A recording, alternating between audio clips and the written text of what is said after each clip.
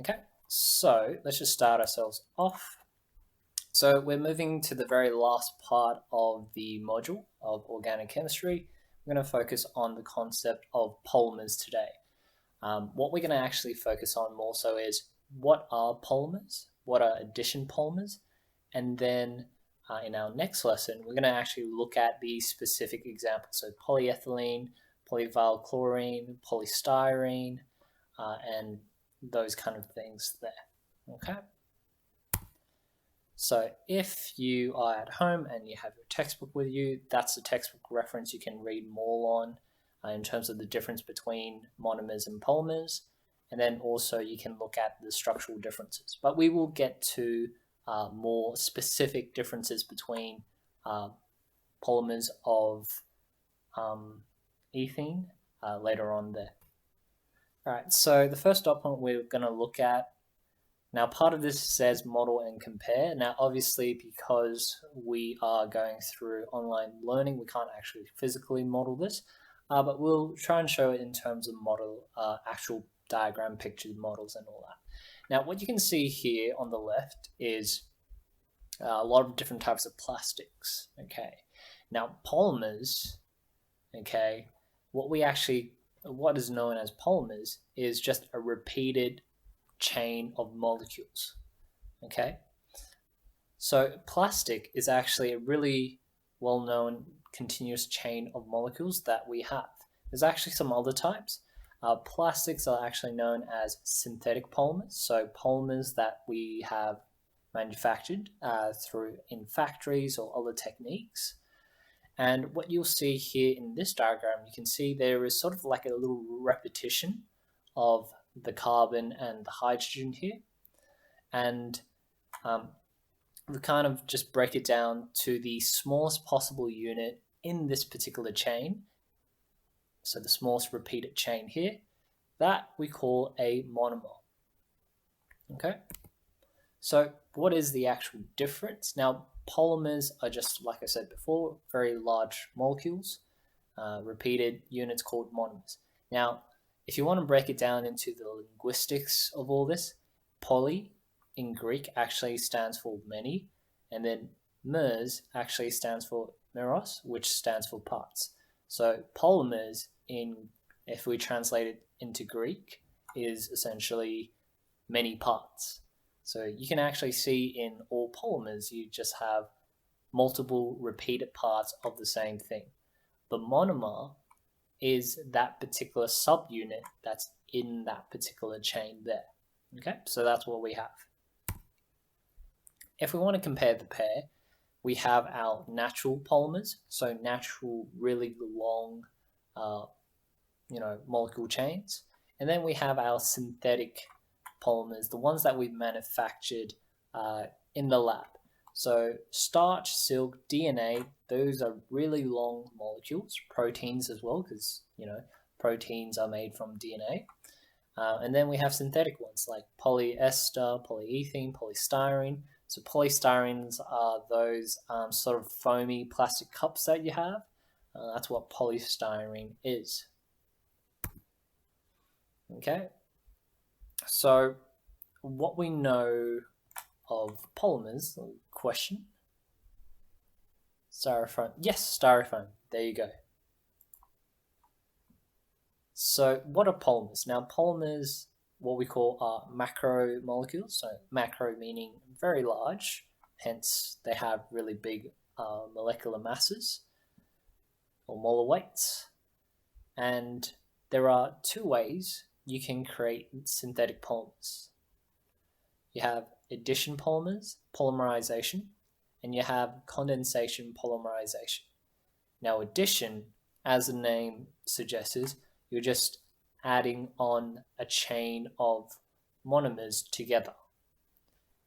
Condensation polymers, as the name would suggest, there must be some form where water is involved in this particular reaction. Okay, you can change the shape by using heat or pressure. What we're going to look at today is just how we can affect addition polymers, or how do we create polymers through addition, polymerization.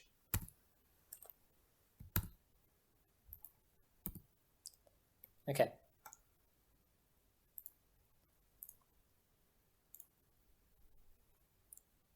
Right, so how are monomers held together? So we know that polymers are just a continuous chain with repeated units called monomers. Now, the reason why they're held together is because of covalent bond. Okay. Now, because we're talking about organic chemistry only really talks about nonmetals. Now, nonmetals, their intramolecular bonds are all covalent. Okay, so it's covalent from here, from this atom to this atom, from this atom to this atom. So that kind of explains why it's so strong. As the chain gets longer, obviously there's a stronger bond holding the entire thing together. Now, the most common polymers are made from alkenes. Okay, the reason why alkenes are so useful to make polymers is the fact that it has a double covalent bond between two carbon atoms. And remember what we said, that double bond gives the carbon additional electron density. So by having that, just give me a second, I might just draw that out.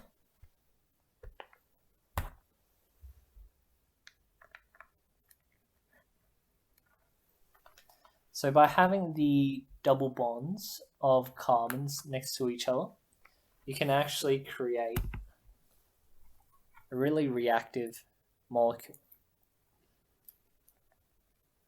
So we said with the carbon double bond, this double bond gives it additional electron density. And that's the thing that can break itself apart and then add additional electronegativity on this carbon or maybe on this carbon over here, and that can then use it to latch on to another carbon chain. Okay, so with ethene, that's actually the most common monomer that we use to generate all these different types of polymers. So in the actual syllabus, we're actually looking at 4 different types of polymers that are created from ethene. And then obviously propene, you can see this double bond here, has a really nice function in creating more bonds.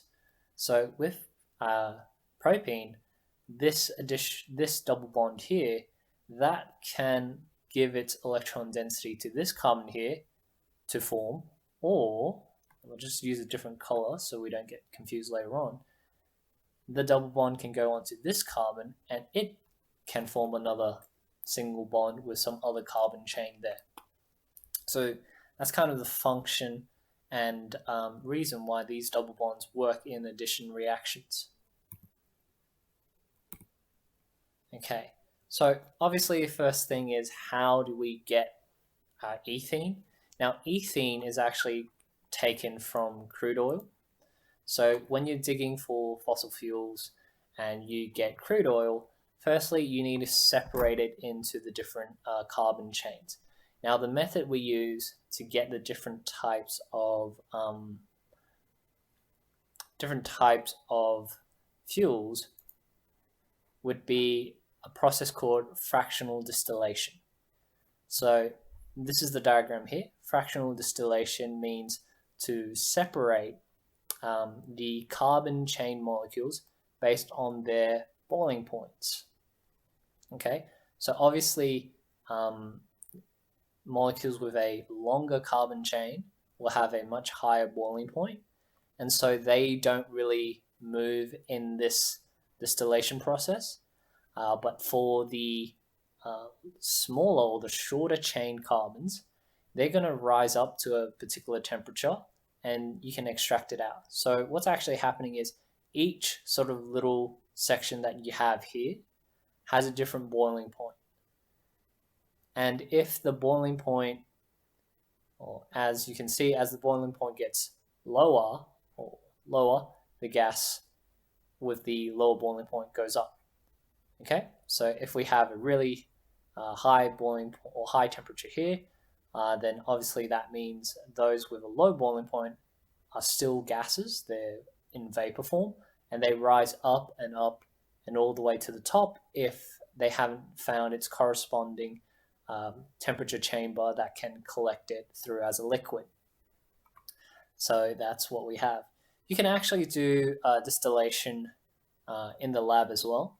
So if we had ethanol, we could also generate ethene from it as with a boiling point of lower than 78 degrees Celsius. So it will boil the ethene up, and then using condensation of the tube, we can actually extract some of that ethene as well there. So that's kind of another way we can do this process. Okay, now in terms of how many monomers can be turned into polymers, it's really just up to how many free carbon chains you can form. Now there is a particular process called initiation, propagation, termination. We won't talk about that today. Today we're just really looking at knowing how to draw the structures of a monomer and then also of a polymer. Okay, so this is what we have here. This is the general structural diagram of ethene, so the one we're looking at. You can see here we've broken up the double bond, opens up to form polyethene. So poly, as we said before, many, and then the component that we have is ethene here. Okay, what you should notice is we still have the E instead of converting into A, even though we only have single bonds. The main point what we're showing here is we're deriving the main molecule we originally have, part of the name, and then we call it poly. We do not change the actual name of the chemical we use originally though. Okay, so that's what we have there. All right, so in terms of how it actually occurs, you can see in this diagram, you have the breakage first of the chemical.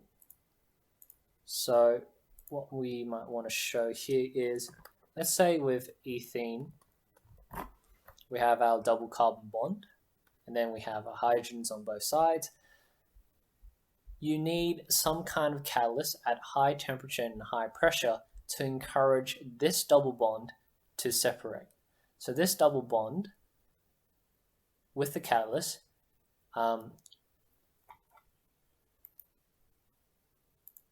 so this double bond will try and push, well this, let me start again. So this catalyst will encourage this double bond to separate and give some of that electron density to this carbon here. Now, once that's happened, if I redraw it again, and as you can see, I'm drawing the bonds a bit straighter. This carbon has additional electron density to then go and latch itself onto another carbon, which will also break its double bond, and then you repeat the cycle again. Okay, so this process happens to match up with the adjacent monomers. So that's the idea. There's a little bit more technicality involved, but we'll avoid saying that too much about that today. We're just going to focus on trying to draw the monomers and polymers. Okay, now there is a little abbreviation of how to write polymers. If you actually look at this chart here, we have, I think it's polyethene. If you actually have a look at the repeated units, the repeated units is this component here. So the 2 carbons and the 4 hydrogen. Now remember, we can't use it. The reason why, or actually, you can see that there is some people might confuse that, oh, hang on, there's a repeated unit of C and 2 H's. So wouldn't the repeated unit be this? Well, that's not correct, because as we said, ethene is the sort of simplest form of alkene you have. So that's the simplest form of alkene. So that would have to be the smallest repeating unit possible as a monomer of any polymers. Okay, so that's why it would be the two C's rather than the single C here. Now, you would probably see a little notation with this N here. This notation N means a continuous number. Or you could say it's an arbitrary number. So what we're saying is these two carbon bonds are bonding to other carbons of the same unit repeatedly for n amount of times. Doesn't matter how many times they're bonded for, they're bonded continuously. Okay? That's the idea. Now, what you will see here is these little lines popping out of the bracket. That's just to show, again, it's bonding to something else. So that's actually how you draw the monomer version of this particular polymer, okay? Or abbreviated way of showing the polymer structure. So that's what we have. So that's, I might just write, that's our abbreviated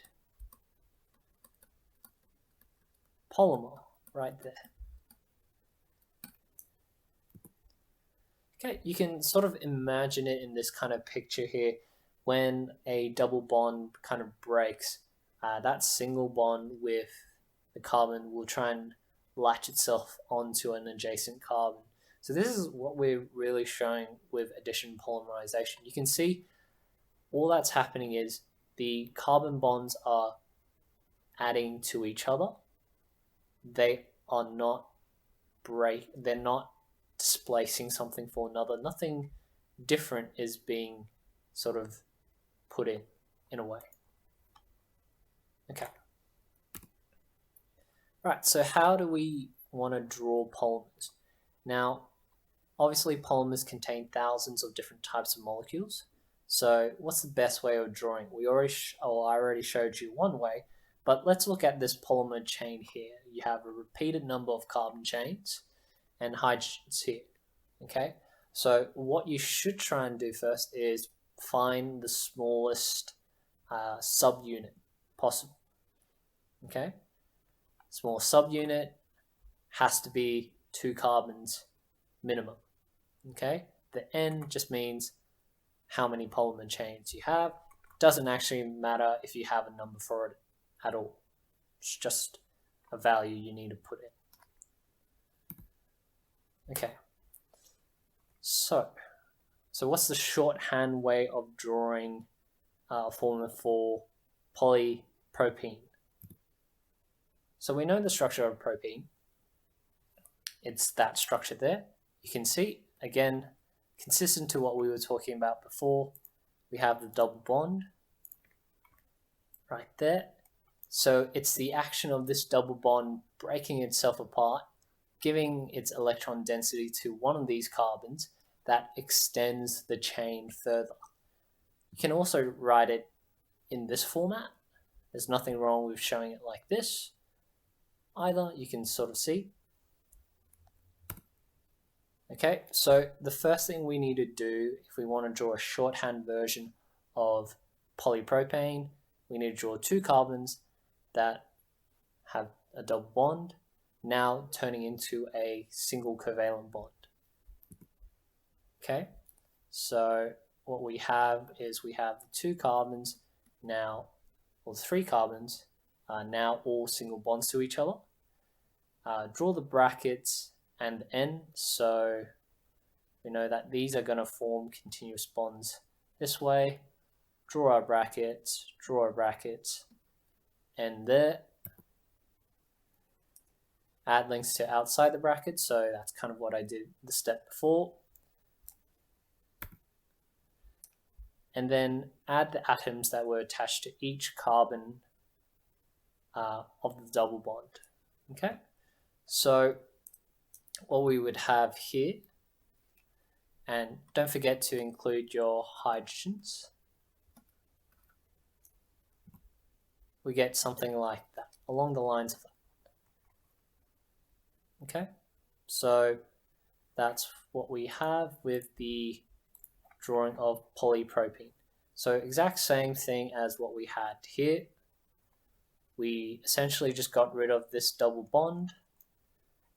Everything is drawn straight, so straight to the carbon, and then we just had it repeater.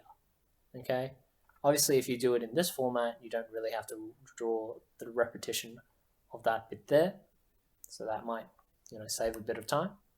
So that's how you do it. If you want to draw in this format, I might just take a look at how you draw that. It would look something along the lines of this.